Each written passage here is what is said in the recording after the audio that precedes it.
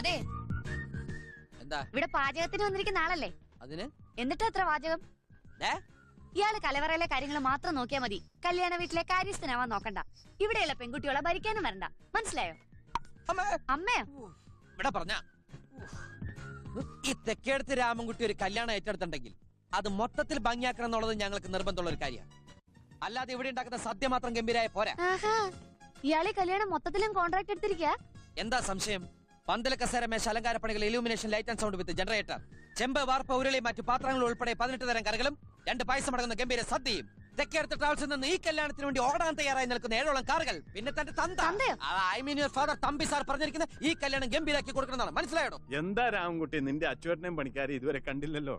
അച്ചുവേട്ടൻ ഇന്ന് അവരെ ലേറ്റ് ആയ ചരിത്രം ഉണ്ടായിട്ടുണ്ടോ? തമ്പി സാർ ടെൻഷൻ ആവാതിരിക്കെ അവര് കൃത്യസമയത്ത് തന്നെ ഇവിടെ എത്തും. മോളറിയില്ലേ രാമൻകുട്ടിയെ? ഇവരെ വെറും പാചകക്കാരായിട്ട് കാണരുത്. തെക്കേടത്തുകാരെന്ന് പറഞ്ഞാൽ വലിയ തറവാട്ടുകാരാ. ഇവർക്കിവിടെ ഒന്നിനും ഒരു കുറവുണ്ടാകരുത്. കുട്ടികളോട് അതൊക്കെ പറഞ്ഞിട്ട് എന്താ കാര്യം സാർ? ഇവിടെ വേണ്ട കാര്യങ്ങൾ എന്താണെന്ന് വെച്ചാൽ അതൊക്കെ ഞാൻ അങ്ങോട്ട് ചെയ്തു. സാറിന്റെ കാര്യങ്ങൾ നോക്കും. അല്ല, ബാങ്കിലൊക്കെ ഇരുന്ന് ആഭരണങ്ങൾ എടുത്തോ. നാളെ ഞായറാഴ്ച. ഞാനതങ്ങ് മറന്നു. ഉറപ്പിച്ച നന്നായി. കണ്ട, ഈ മറവി ഏത് കല്യാണ വീട്ടിലും പതിവാ. ഈ കുരുന്ന പ്രായത്തിനിടയിൽ 10-300 കല്യാണം നടത്തിയിട്ടുള്ള അനുഭവത്തിന്റെ വെളിച്ചത്തിൽ ഈ രാമൻകുട്ടി ഇങ്ങനെ പലതും പറയും, ഓർമ്മപ്പെടുത്തും.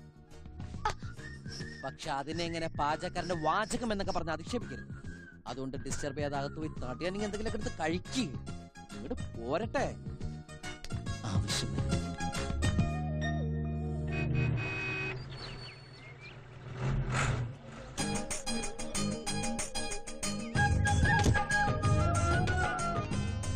അച്ഛേ, ഞാൻ എപ്പോഴാ ഇറങ്ങണ്ടേ? മുത്തച്ഛൻ അവിടെ ഇരുന്നോ? രാമൻകുട്ടി എവിടെ?